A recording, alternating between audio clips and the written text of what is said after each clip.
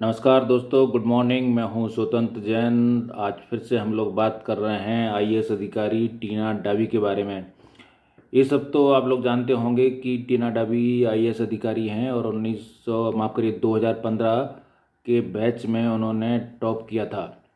सारे भारत में उन्होंने टॉप किया था और उन्होंने फिर जिनसे शादी की थी उनका नाम था, आईएएस अधिकारी थे वो भी, अतहर आमिर खान। उनकी उसी उसी परीक्षा में वो उनकी दूसरी रैंक हासिल उन्होंने की थी। दोनों ने ट्रेनिंग के दौरान शादी कर ली थी और इन दोनों एक चर्चा में है कि उन्होंने तलाक के लिए जयपुर की फैमिली कोर्ट में दाखिल की है अर्जी।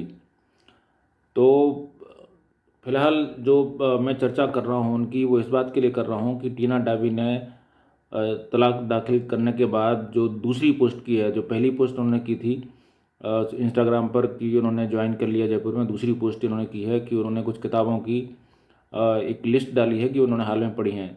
इन किताबों की लिस्ट से इस बात का पता चलता है कि उनके दिमाग में क्या चल रहा है, और वो किताबों के नाम पर लिस्ट डालें और किताबों के विवरण देखें तो खासा रोचक है।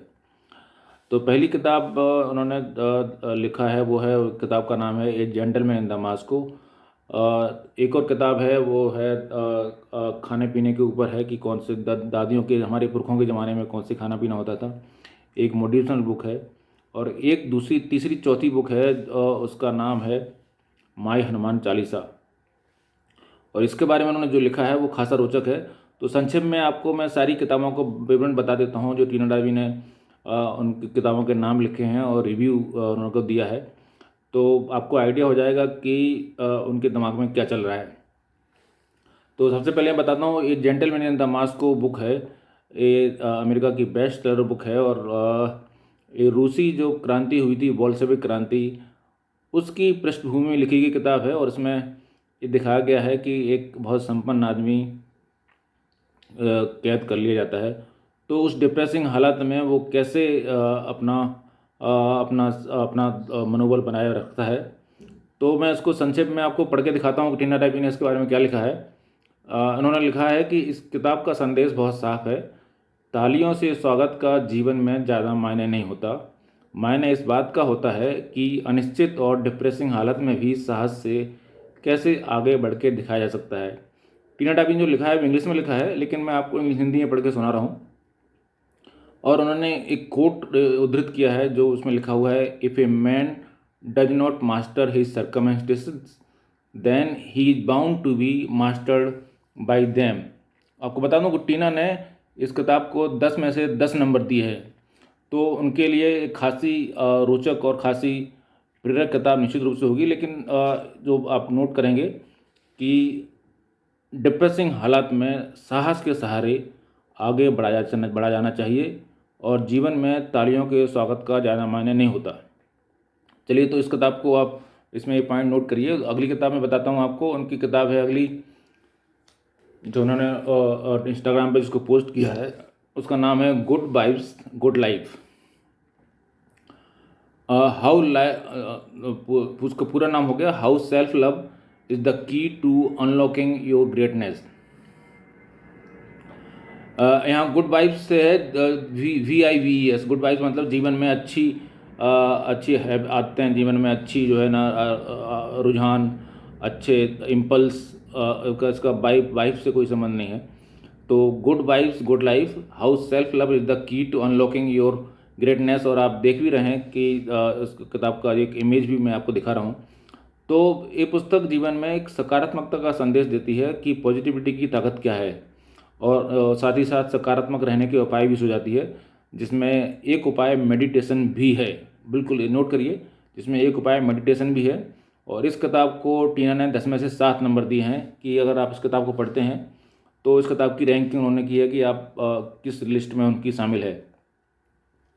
एक और किताब टीना ने जो लिस्ट की है वो है ultimate grand mother hacks, 50 किकास traditional habits for a fitter you. यानी अपने आप को आप फिट कैसे रखें, क्या खाएं क्या पिएं। स्पेशल रूप आप जानते हैं कि कोरोना काल में सभी लोगों को इस बात की चिंता है कि क्या खाएं पिएं। तो टीना ने एक किताब कहा, इस किताब के बारे में लिखा है कि ये किताब उनको उनकी माँ ने दी थी। और ये बहुत अच्छे इसमें हमारे दादियों के ज़माने के पुरखों के ज़माने के नुस्खे हैं कि क्या खाएं जिससे हेल्दी भी रहें और टेस्टी भी हो खाना। तो उनका उसको जिक्र करते हुए उन्होंने लिखा है कि आज का जो खान पान है उसकी तुलना में पुराने ज़माने का खान पान कितना अच्छा होता था, जो टेस्टी भी होता था और स्वास्थ्यवर्धक भी होता था। इसमें भी संकेत साफ है कि आज के ज़माने का जो खान पान है वो निश्चित रूप से सवालों में है। अब आते हैं वो किताब जो कि सबसे ज़्यादा जिसके कारण टीना की इस लिस्ट की चर्चा हो रही है। वो किताब है माई हनुमान चालीसा। ये देवदत्त पटनायक द्वारा लिखी गई किताब है और इस किताब के बारे में टीना ने लिखा है कि जब भी मेरा सामना जीवन में नकारात्मकता से होता है, मुझे हनुमान चालीसा सुनने और पढ़ने से राहत मिलती है। इसके बाद टीना ने लिखा है, वो बड़ा सांकेतिक है, टीना ने लिखा है कि इसकी हर चौपाई को पढ़ने के साथ डर और भयाक्रांत मस्तिष्क को निर्भयता का सहारा मिलता है। तो इसकी हर चौपाई को पढ़ने के साथ डर और भयाक्रांत मस्तिष्क को निर्भयता का सहारा मिलता है। ज्ञान और अंतर्दृष्टि से दिमाग की चेतना का विस्तार होता है। साफ है कि टीना डाबी अगर आप पूरी लिस्ट देखें तो ये साफ है कि अंतर्मुखी इन दोनों हैं और ये भी साफ है कि कहीं ना कहीं वो एक आशंकाओं और डर के और अनिश्चितता के माहौल में जी रही हैं। लेकिन ये सवाल है कि डर किस चीज़ का है, ये भी नोट करने वाली बात है। और डर को मिटाने के लिए जिस चीज़ का सहारा लिया जा रहा है वो भी नोट करने लायक है, क्योंकि टीना डाबी जहाँ तक मैं जानता हूँ एससी से बिलोंग करती हैं, अनुसूचित जाति से बिलोंग करती हैं और वो बौद्ध धर्म की अनुयायी हैं। तो बौद्ध धर्म की अनुयायी होने के बाद अब जो मुस्लिम समुदाय के व्यक्ति शादी करती हैं और फिर उनको डर मिटाने के लिए हनुमान चालीसा की ज़रूरत पड़े, ये कहीं ना कहीं कुछ तो संकेत देता है। ये संकेत आप इसमें पढ़ सकते हैं, काफ़ी संकेत पढ़ सकते हैं, लेकिन ये दिखाता है कि वो अपने पुराने निर्णयों के बारे में कुछ अवलोकन कर रही हैं, कुछ सोच रही हैं। तो खैर एक और किताब जो टीना डाबी ने जिन किताब का जिक्र किया है वो है दो डिलीशियस लेटर। इसके बहुत सारे उन्होंने जो है ना एक उपन्यास जैसे ही कुछ है इसमें, और इसमें कुछ उन्होंने किताब के कुछ अंश भी उन्होंने अपने नोट किए हैं और उसको शेयर भी किए हैं पृष्ठों को। तो इन निश्चित रूप से आगे आगे मुझे लगता है कि जिस तरह से ये मामला अनफोल्ड हो रहा है तलाक का, और मुझे लग रहा है कि आगे आने वाले दिनों में कुछ और रोचक इसमें टर्न हमें देखने को मिलेंगे जिस तरह की चीज़ें सामने आ रही हैं। तो फिलहाल आज इतना ही, नमस्कार।